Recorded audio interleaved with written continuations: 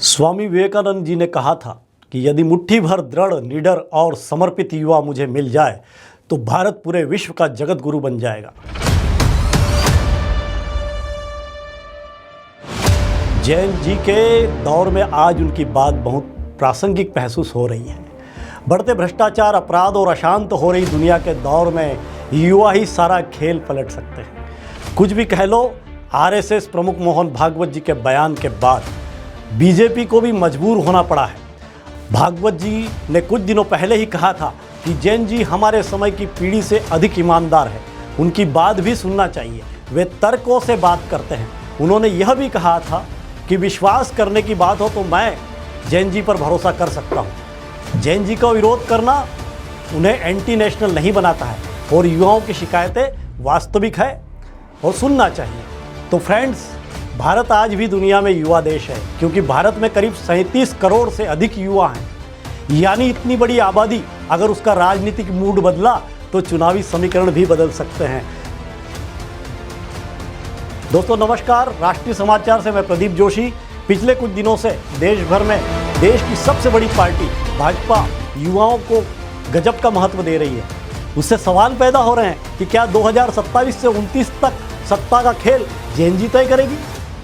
जैन जी को साधने के लिए भाजपा का क्या है मिशन 2027?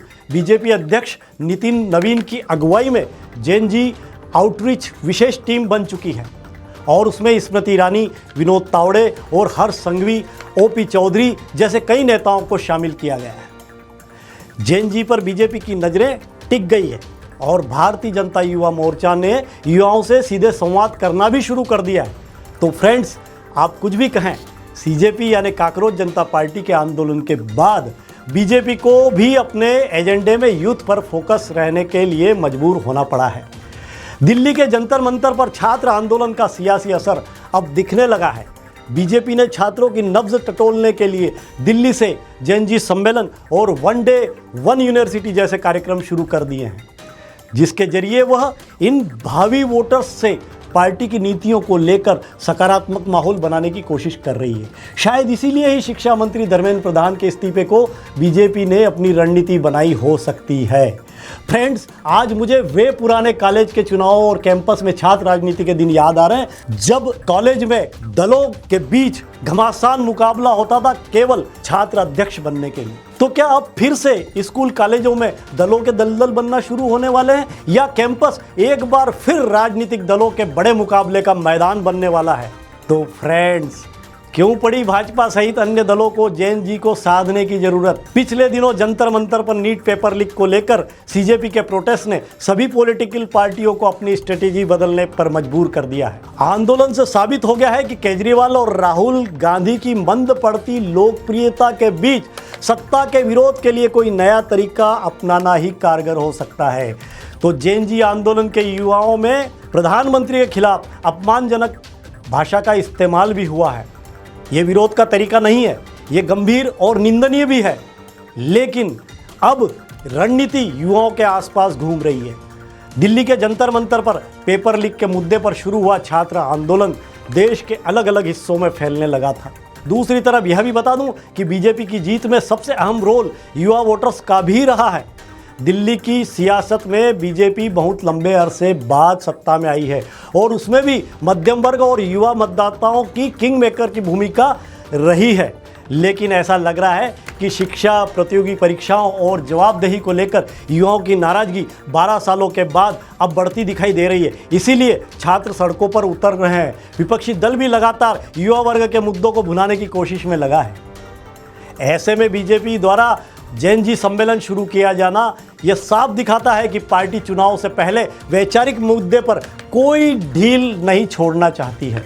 राजनीतिक विश्लेषकों का भी मानना है कि पारंपरिक राजनीतिक भाषणों, रैलियों से अब आधुनिक पीढ़ी को आकर्षित करना मुश्किल है, जबकि बीजेपी की सियासत ताकत युवा दिखाई देते हैं। नीट पेपर लीक के मुद्दे से साफ होते जा रहा है जैन जी के एक बड़े हिस्से के लिए Instagram, YouTube, shorts video, reels, memes और कैंपस नेटवर्क राजनीतिक जानकारी और डिबेट के महत्वपूर्ण माध्यम बन चुके हैं। शायद इसीलिए प्रधानमंत्री मोदी जी को भी इंस्टाग्राम पर और एक्स पर युवाओं को संदेश देना बेहतर लगा होगा।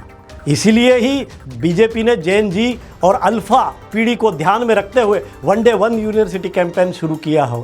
यह पार्टी का फिजिकल आउटरीच प्रोग्राम है, जिसके तहत कोई भी केंद्रीय मंत्री किसी भी यूनिवर्सिटी का दौरा करेगा और छात्रों से बातचीत करेगा, जिससे युवाओं का जुड़ाव सरकार से अच्छे तरह से बॉन्डिंग हो सके। तो फ्रेंड्स, जेन जी को सिर्फ वोट बैंक समझना शायद इस नई पीढ़ी को कम आंकना होगा। यह वह पीढ़ी है जो सवाल भी पूछती है और जवाब भी तलाशती है। किसी बात को सिर्फ इसलिए नहीं स्वीकारती क्योंकि वो बड़े किसी नेता ने कही है या किसी बड़े दल ने कही है। आज बीजेपी हो, कांग्रेस हो या कोई भी दल हो, सबके सामने असली चुनौती युवाओं को अपने पक्ष में करना ही ज़्यादा बेहतर होगा और उनका भरोसा जीतना ही किसी भी दल की आज सबसे बड़ी ज़रूरत होगी। रोजगार, शिक्षा, पेपर लीक, पारदर्शिता और भविष्य की संभावनाओं पर जो दल ठोस जवाब देगा और परिणाम देगा, युवा उसी की बात सुनेंगे। इसीलिए आने वाले चुनावों की लड़ाई केवल रैलियों और नारों और सोशल मीडिया के ट्रेंड से होगी और जवाबदेही पर होगी। वनडे वन यूनिवर्सिटी जैसे अभियान बीजेपी को कैंपस तक तो पहुंचा सकते हैं, लेकिन युवाओं के दिल और वोट तक पहुंचने का रास्ता उनके सवालों का समाधान से होकर ही जाएगा। शायद यही वजह है कि आज स्वामी विवेकानंद की युवा शक्ति वाली सोच फिर से याद आती है और वही सोच देश की दिशा बदलने की ताकत युवाओं की ओर इशारा करती है। अब बड़ा सवाल यही है कि क्या 2027 से 29 तक भारत की राजनीति का नया एजेंडा जेन जी तय करेगी? क्या सत्ता की चाबी इसी पीढ़ी के हाथ में होगी? आप क्या सोचते हैं? कमेंट्स में आप जरूर बताइएगा। राष्ट्रीय समाचार से मैं प्रदीप जोशी, नमस्कार। फिर मिलते हैं नए मुद्दों को लेकर। जुड़े रहिए राष्ट्रीय समाचार से।